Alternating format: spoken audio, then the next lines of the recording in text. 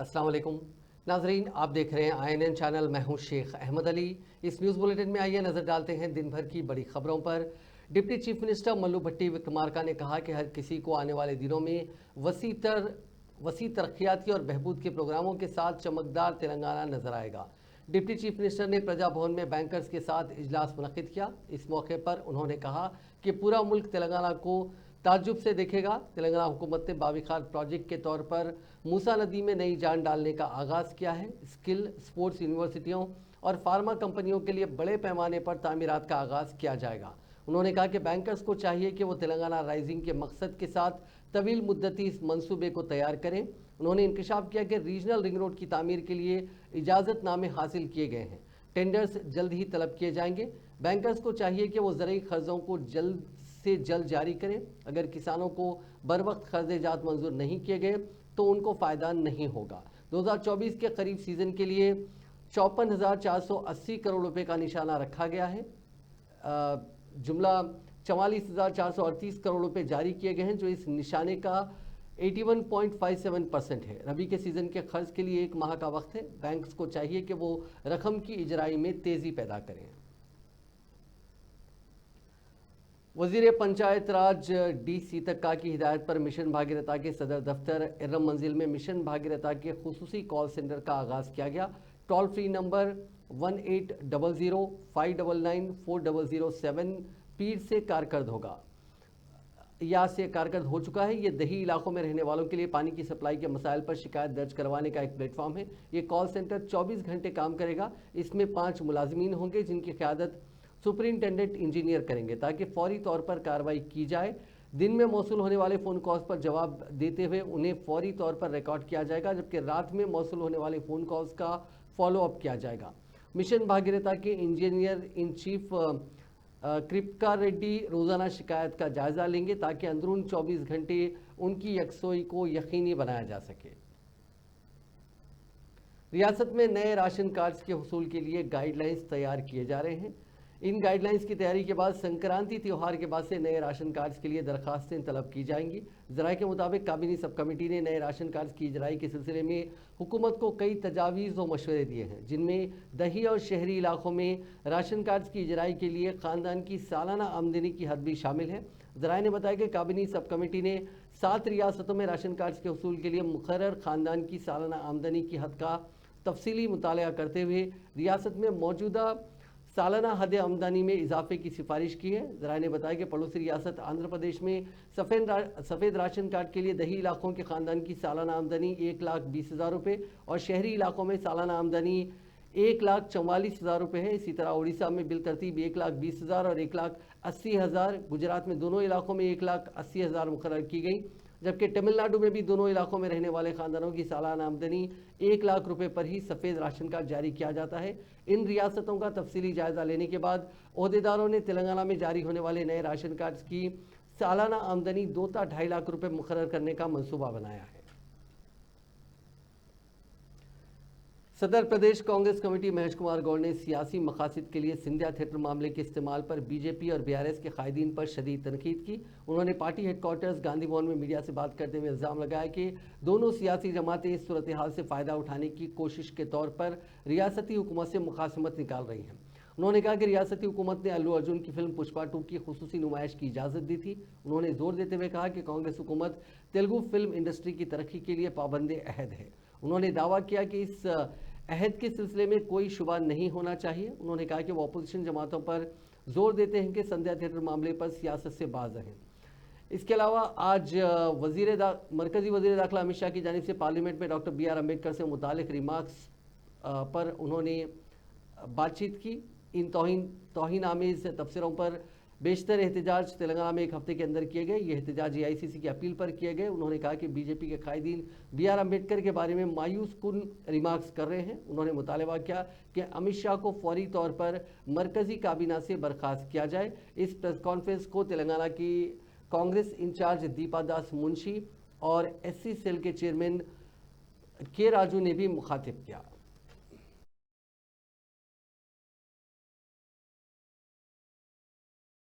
వచ్చేంత వరకు కాంగ్రెస్ పార్టీ ఎటువంటి ఆందోళన ఈ దేశంలో చేయబోతుంది అనేది స్పష్టంగా వారు చెప్పడం జరిగింది.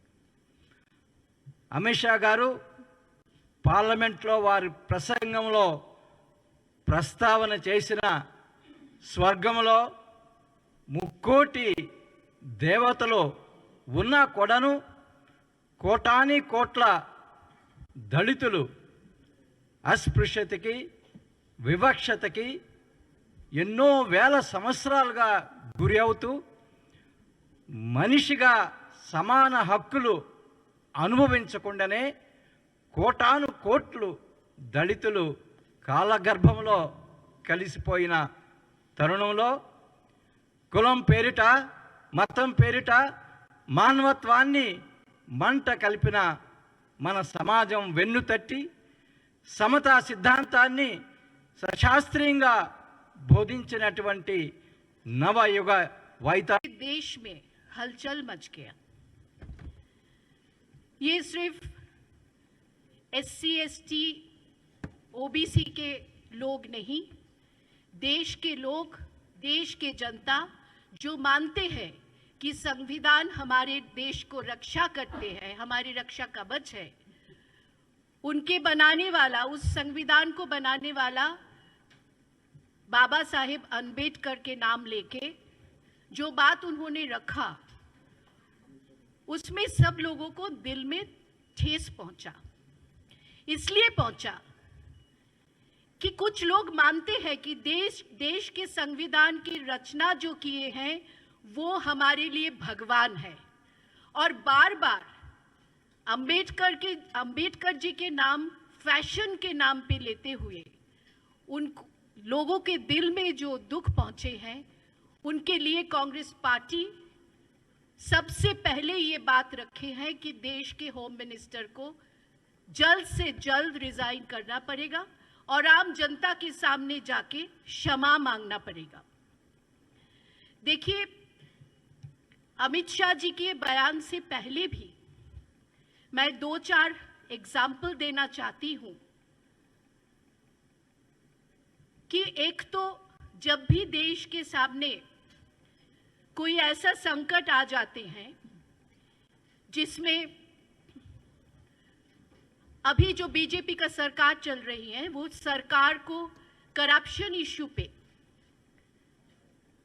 अगर कोई प्रश्न पूछा जाता है जो राहुल जी बार बार पूछते हैं और उसके ऊपर चर्चा करना चाहते हैं तो तुरंत उस इशू को डाइवर्ट करके कोई और नया हंगामा शुरू करने के लिए कोशिश किया जाता है। इस बार भी అంబేద్కర్ గారిని వారితో పాటు రాజ్యాంగం నమ్ముకున్నటువంటి ప్రతి పౌరుని యొక్క గుండెకు గాయమే విధంగా वजीर सिनेमाटोग्राफी कोमट रेड्डी वेंकट रेड्डी ने पुष्पा 2 फिल्म के प्रोड्यूसर नवीन के साथ मिलकर सिंधिया थिएटर में पेश आए भगदड़ में जख्मी कमसीन श्रीतेज की अयादत की, जो शहर के कॉर्पोरेट हॉस्पिटल में जेर इलाज है। बाद अज़ां वज़ीर मौसूफ ने प्रोड्यूसर के साथ मिलकर इस हादसे में फौत होने वाले रेवती के शौहर भास्कर से मुलाकात करते हुए 50 लाख रुपए का चेक हवाले किया। बाद अज़ां मीडिया से बात करते हुए कोमट रेड्डी वेंकट रेड्डी ने कहा कि संध्या थिएटर का वाकया इंतहाई अफसोसनाक था। इस वाक़े के बाद वो भी मुतासरा ख़ानदान के गम में बराबर के शरीक रहे। उन्होंने कहा कि इस वाक़े के बाद सोशल मीडिया पर गैर ज़रूरी तबसरे गश्त कर रहे हैं कि तेलुगु फिल्म इंडस्ट्री आंध्र प्रदेश मुंतकिल हो रही है। उन्होंने कहा कि फिल्म इंडस्ट्री कहीं भी मुंतकिल होने वाली नहीं है, क्योंकि मद्रास के मुकाबले में हैदराबाद फिल्म इंडस्ट्री के लिए मौजू मुकाम है, क्योंकि यहाँ रामोजी फिल्म सिटी मौजूद है, जहाँ न सिर्फ टॉलीवुड बल्कि बॉलीवुड और हॉलीवुड की फिल्में बनती हैं और शूटिंग होती है। उन्होंने संध्या थिएटर वाक़े पर सियासत न करने का मशवरा दिया। వెరీ అన్ఫార్చునేట్ ఇన్సిడెంట్ జరిగిన రోజు నుంచి నాకు చాలా బాధగా ఉంది. అండ్ ఎక్స్ప్రెస్ ఫీలింగ్స్ తర్వాత అందుకని రేవతి గారు చనిపోవడం big loss for the family. And బాబుని చూడటానికి వచ్చా and he's recovering, but doctors are doing their best for recovery, and we want to support the family. So సహాయంగా చెక్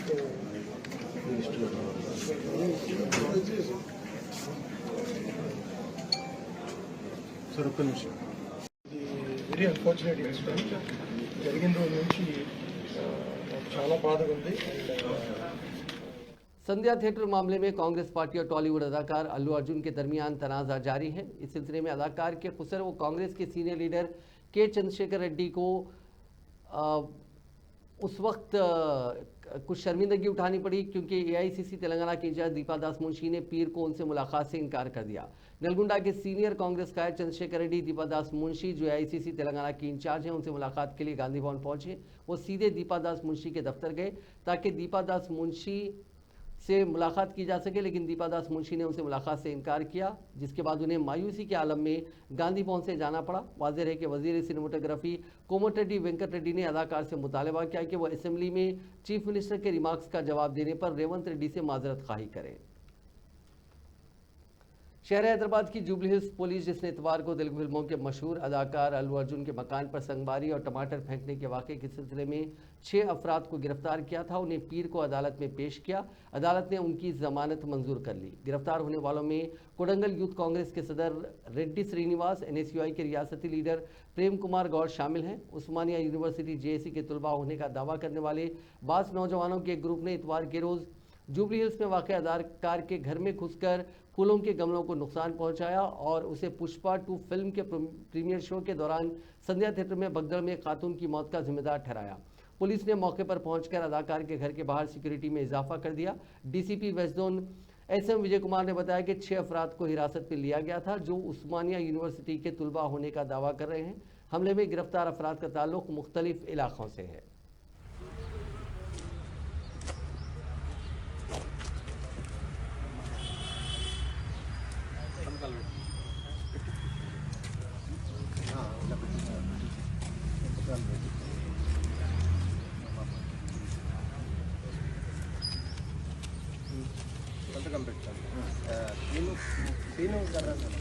ఇన్సిడెంట్ ఉందో ఆ ఇన్సిడెంట్కి సంబంధించింది జూబ్లీహిల్స్ పోలీస్ స్టేషన్ వారు ముద్దాయిలుగా వీళ్ళని OU స్టూడెంట్స్ అయినటువంటి విద్యార్థులని ముద్దాయిలుగా చూపిస్తూ 17వ నెంబర్ కోర్టు ముందు ఈరోజు ఉదయం వారిని హాజరుపరచడం జరిగినది. అట్టి విషయమై నేను ఆ కేసులో వాదించగా జడ్జి గారు అట్టి విషయాలని కన్సిడర్ చేస్తూ వారికి ఒకరి చొప్పున 2 షూరిటీల చొప్పున for each 10,000 without any condition within 3 డేస్లో కంప్లై చేయమని ఈరోజు బెయిల్ మంజూరు చేయడం జరిగినది. జడ్జి గారి 17వ నెంబర్ కోర్టు జడ్జి గారి ఇంటి ముందు Kamalanagar Vanasthalipuram. Commissioner police Hyderabad CV आनंद ने संध्या थिएटर भगदड़ मामले की कवरेज पर कौमी मीडिया से मुतालिक अपने रिमार्क्स पर माजरत खाही की। उन्होंने कहा कि इस मामले में जारी तहकीकात पर इश्तियाल अंगेज सवालात का सामना करने के दौरान वो आपे से महरूम हो गए। आनंद ने रिमार्क किया था कि कौमी मीडिया को खरीदा गया। उनके रिमार्क्स पर कौमी मीडिया का शदीद रद्दमल सामने आया। आनंद ने इस मसले पर सोशल मीडिया के अहम प्लेटफॉर्म X पर ट्वीट करते हुए कहा कि जारी तहकीकात पर मुसलसिल इश्तियाल अंगेज सवालात पूछने पर आपे से महरूमी, कौमी मीडिया से मुतालिक गैर ज़रूरी रिमार्क्स पर मैं माजरत ख्वाह हूँ। IPS अहदेदार उस वक्त आपे से महरूम हो गए थे जब बास टीवी चैनल्स के रिपोर्टर्स ने पुष्पा 2 फिल्म के प्रीमियर शो के दौरान संध्या थिएटर में 4 दिसंबर को पेश आए वाक़े और अदाकार अल्लू अर्जुन के खिलाफ मुकदमा दर्ज करने पर मुसलसिल सवालात किए थे। आनंद ने उस पर उन सहाफ़ियों से कहा था कि आप अब भी इसकी तायद कर रहे हैं। मैं कौमी मीडिया को जानता हूं कि वो किस तरह का रवैया इख्तियार किया हुआ है। तमाम को मुकम्मल तौर पर खरीदा गया था। सच बता रहा हूं। And still you are supporting. I'm forgetting about Yeah, I that, know sir. national media how it has behaved. No, sir. All bought We over. had done an elaborate Totally bought story. over. No. Huh? Absolutely. No shame. Bought over. I am telling you this. No. Yes. That's wrong. Please go ahead. Sir, we have done an elaborate story on this. That's my understanding of your behavior. Not An your elaborate story on the transgender initiative you have done. Just tell us about that. सच बता रहा हूं। And still you are supporting. I'm forgetting about Yeah, I that, know sir. national media how it has behaved. No, sir. All bought We over. had done an elaborate Totally bought story. over. No. Huh? Absolutely. No shame. Bought over. I am telling you this. Yes. That's wrong. Please go ahead. Sir, we have done an elaborate story on this. That's my understanding of your behavior.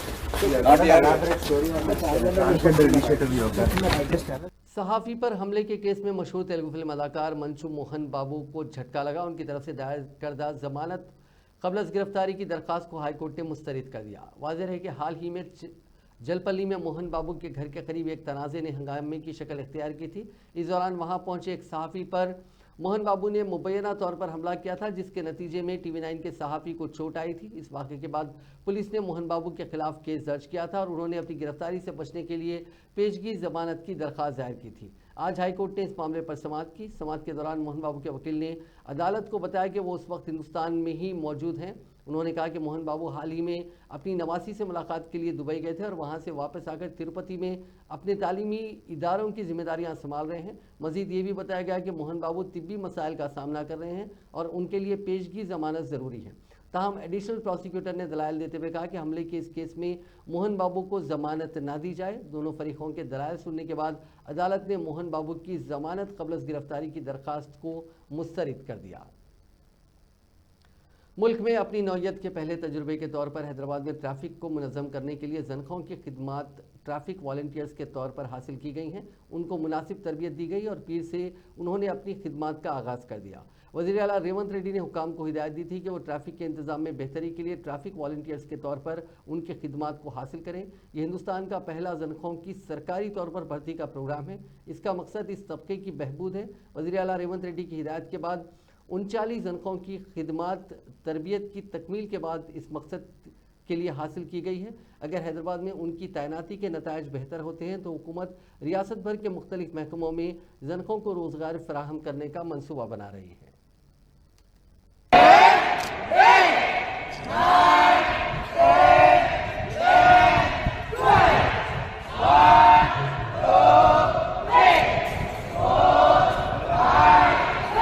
Rakesh इनका क्या हुआ?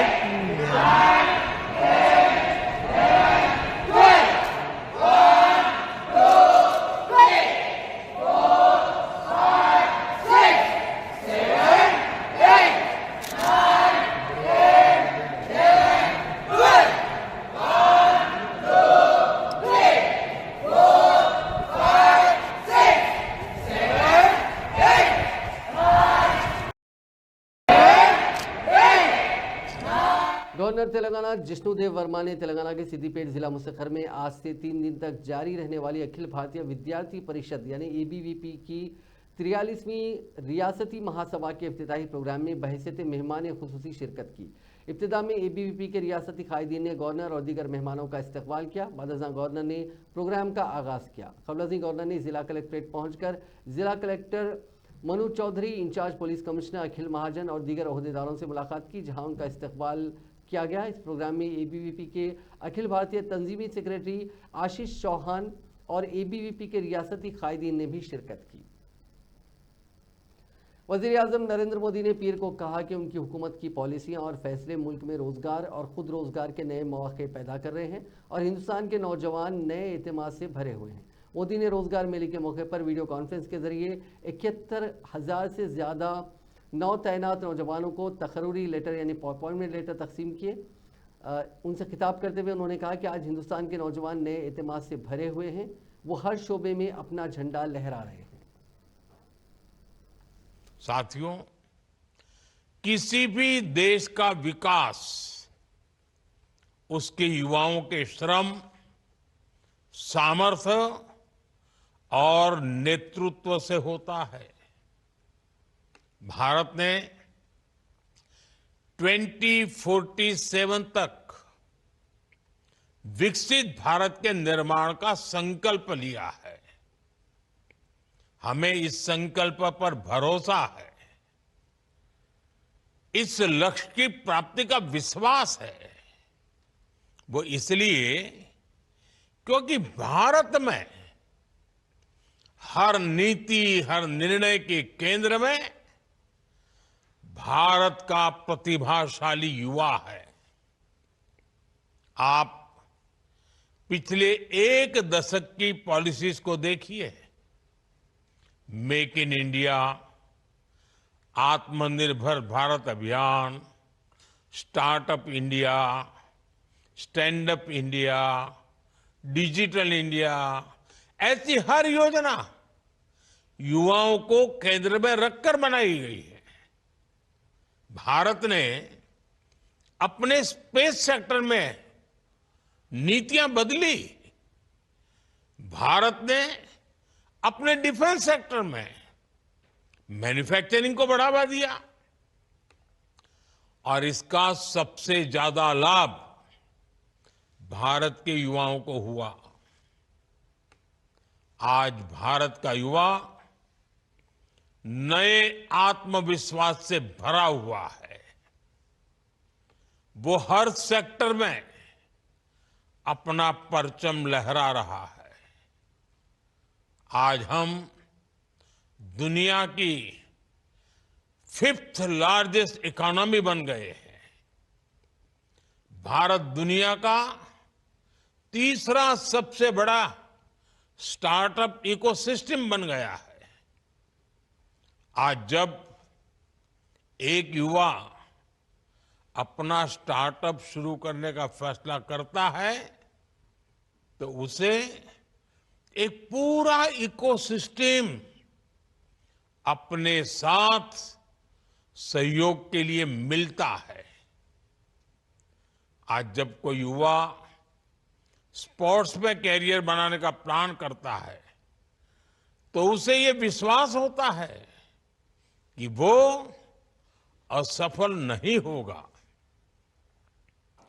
आज sports में training से लेकर tournament तक हर कदम पर युवाओं के लिए आधुनिक व्यवस्थाएं बन रही हैं। आज कितने ही सेक्टर्स में हम कंप्लीट ट्रांसफॉर्मेशन देख रहे हैं। आज भारत मोबाइल मैन्युफैक्चरिंग में दुनिया का दूसरा सबसे बड़ा देश बन। मरकजी ममलिकती वज़ीर दाखिला बंडी संजय ने कहा कि मोदी हुकूमत make in India, startup India और स्टैंड अप इंडिया के अजीम इक़दाम के साथ आत्मनिर्भर भारत के जरिए हमारी तरक्की के लिए पुरज़्म है। आज नीसा सेंटर हैदराबाद में CISF के ज़ेर एहतमाम रोज़गार मेले के 14वें एडिशन से खिताब करते हुए वज़ीर मौसूफ ने कहा कि उनकी हुकूमत चाहती है कि फलाही और तरक्याती इक़दाम के नताइज समाज के आखिरी फ़र्द तक पहुँचे। उन्होंने नौजवानों पर जोर दिया कि वो मुल्क की तरक्की में अपना हिस्सा अदा करने के लिए लगन के साथ काम करें और वज़ीर आज़म के विजन को हकीकत में बदलें। मरकज़ी वज़ीर ने रोज़गार मेले के 14वें मरहले के तहत मरकज़ी हुकूमत के मुख्तलिफ महकमों में मुंतखब 348 अफराद को तकर्रुनामे हवाले किए। आंध्र प्रदेश के जिले प्रकाशम में जलजले के हल्के झटके महसूस किए गए, जिसकी वजह से खौफजदा लोग घरों से बाहर निकल गए। मकामी अफराद ने बताया कि उन झटकों के नतीजे में घरों का सामान गिर गया। मकामी अफराद ने बताया कि ये झटके 2 सेकेंड तक महसूस किए गए। वज़रा जी रवि कुमार और डी वीरंजन स्वामी ने जलजले के बारे में आला ओहदेदारों से तफसीलात हासिल की। उन्होंने डिज़ास्टर मैनेजमेंट के हुक्काम से बात करने और मुकम्मल तफसीलात मालूम करने की हिदायत दी। उन्होंने कहा कि ज़रूरत पड़ने पर NGRI के साइंसदान से तफसीलात हासिल की जाएंगी। रचागोंडा पुलिस कमिश्नरेट में साल 2024 में बहैसियत मजमूई जराइम की शरह में 4% का इजाफा हुआ। जराइम की सालाना रिपोर्ट पेश करते हुए कमिश्नर पुलिस जी सुधीर बाबू ने कहा कि जारिया साल कत्ल की वारदातों में 11%, अगवा की वारदातों में 10% और असमत रेजी की वारदातों में 17% का इजाफा हुआ। साइबर क्राइम की वारदातें गुज़िश्ता साल के बरखिलाफ 42.5% बढ़ गईं। साइबर जराइम के मामलात में जुमला 53 बैरूनी ममालिक के शहरियों को गिरफ्तार किया गया और बैंक खातों में 23 करोड़ 12 लाख रुपए मुंजमद किए गए। साइबर क्राइम में रकम से महरूम होने वाले मुतासरीन को जुमला 21 करोड़ 94 लाख रुपए वापस किए गए। Place huge areas travel distance ఉంటుంది. దాంట్లో కూడా 8.37 మినిట్స్లో ఈచ్ కాల్ మేము రీచ్ కాగలిగాం. That's average this thing. Every 2 మినిట్స్కి ఒక కాల్ వచ్చింది మాకు. ఎవ్రీ 2 మినిట్స్కి ఒక కాల్.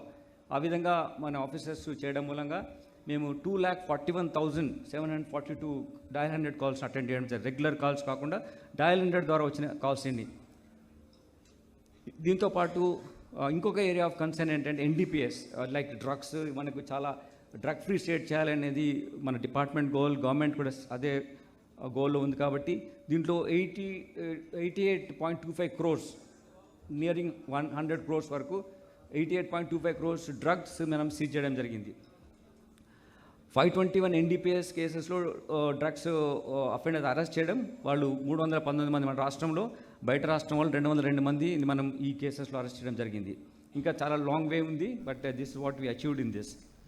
तेलंगाना के जोगुलंबा गढ़वाल जिले के गढ़वाल रेलवे स्टेशन में कल शब चेन्नई एग्मोर ट्रेन में आग लग गई। ट्रेन के काचीगुड़ा रेलवे स्टेशन से चेन्नई के लिए रवाना होने के फौरन बाद गढ़वाल स्टेशन पर उसकी B4 कोच में आग लगने का पता चला। हुक्काम ने फौरी तौर पर ट्रेन को रोककर मुसाफिरों को उतार दिया। इस वाक़े के साथ ही गढ़वाल स्टेशन के प्लेटफॉर्म पर कसीफ धुआं देखा गया। इस वाक़े के बाद मुसाफिरों को स्टेशन से बाहर निकलते हुए देखा गया। आग लगने की वजह मालूम ना हो सकी। इस वाक़े में किसी के झुलसने या फिर किसी की मौत की कोई इतला नहीं मिली।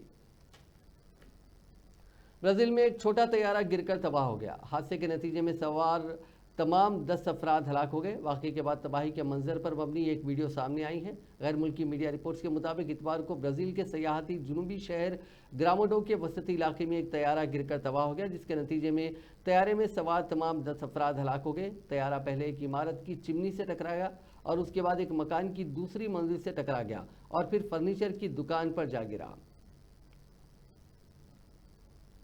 तुर्की में एक हेलीकॉप्टर उड़ान भरते ही एक इमारत से टकराकर तबाह हो गया। इस हादसे में 4 लोगों की मौत हो गई। इत्तला के मुताबिक हेलीकॉप्टर एक एयर एम्बुलेंस था, हालांकि इसमें कोई भी मरीज मौजूद नहीं था। एक अफसर ने जानकारी देते हुए बताया कि जुनूब मशरकी तुर्किया में एक एम्बुलेंस हेलीकॉप्टर हादसे का शिकार हुआ, जिसमें उसमें सवार सभी 4 लोगों की मौत हो गई। अफसर के मुताबिक हेलीकॉप्टर में 2 पायलट, एक डॉक्टर और एक सेहत मुलाजिम सवार थे। सभी मुगला शहर से पड़ोसी सूबा अंतालिया में एक मरीज को ले जाने के लिए उड़ान भर रहे थे। बिहार के पूर्णिया थाना इलाके के डोकुआ गांव में खौफनाक वाकया पेश आया। वहां एक संकी नौजवान ने शराब के नशे में पिकअप वैन से कई लोगों को रौंद डाला। इस हादसे में 5 लोगों की मौत हो गई, जबकि 8 दीगर अफराद जख्मी हैं। जख्मियों में 2 की हालत नाजुक बताई जा रही है। उन्हें इलाज के लिए मायागंज रिफर कर दिया गया। ये वाकया इतवार की रात करीब 9:30 बजे पेश आया। जराये के मुताबिक नौजवान नशे की हालत में था और उसने मामूली तनाज़े की वजह से कई लोगों को अपनी पिकअप वैन से कुचल दिया। इत्तला के मुताबिक डोकुआ गांव में अरुण मिनी पंचायत भवन के पास बैठा हुआ था। वो शराब के नशे में शोर मचा रहा था। इसको लेकर गांव के कुछ लोगों ने फटकार लगाते हुए उसे वहां से भगाने की कोशिश की। इस बात को लेकर तनाज़ा बढ़ गया और अरुण वहां से अपने घर गया। घर जाकर उसने अपना पिकअप वैन स्टार्ट किया और उसे फुल स्पीड में लेकर आया। इस दौरान सड़क के किनारे जो भी मिला उसे रौंदते हुए वहां से फरार हो गया। इस दौरान उसने दर्जनों लोगों को अपना शिकार बनाया और बेरहमी से उन्हें कुचलते हुए आगे बढ़ गया। पुलिस इस पूरे मामले की तहकीकात कर रही है।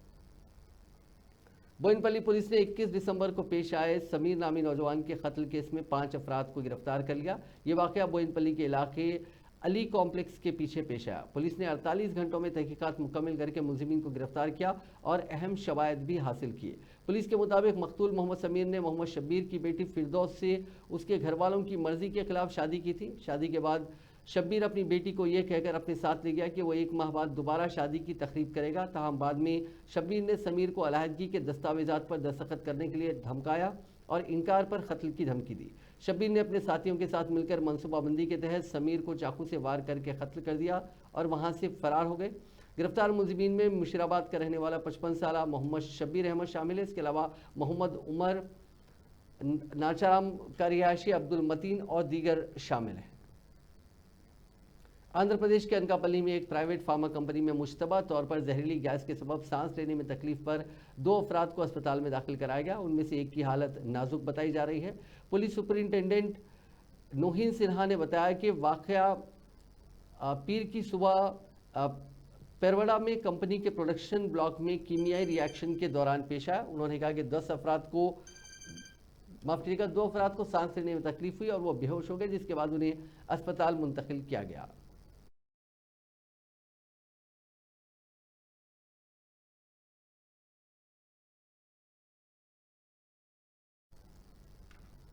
हिंदुस्तान की double Olympic medallist PV Sindhu की शादी उनके मंगेतर वेंकट दत्ता के साथ राजस्थान के उदयपुर के एक रिसोर्ट में कल शब अंजाम पाई। रिसोर्ट में 100 कमरों के साथ 3 अहम इमारतें हैं। मेहमानों को खुसूसी कश्तियों में शादी के मकाम तक पहुंचाया गया। सिंधु के खानदान ने इस शादी में शिरकत करने वालों के लिए खुसूसी तौर पर फ्लाइट टिकट बुक करवाए थे। इस्तकबालिया 24 दिसंबर को हैदराबाद में होगा। ये एक सादा तकरीब थी।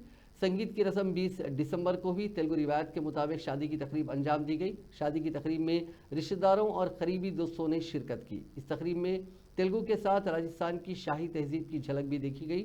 शादी में IPL गवर्निंग काउंसिल के रुकन चामुंडेश्वर नाथ ताजिर निम्मागड्डा प्रसाद भी शरीक हुए। नाजरीन, इस न्यूज़ बुलेटिन में बस इतना ही। आप देखते रहिए INN चैनल।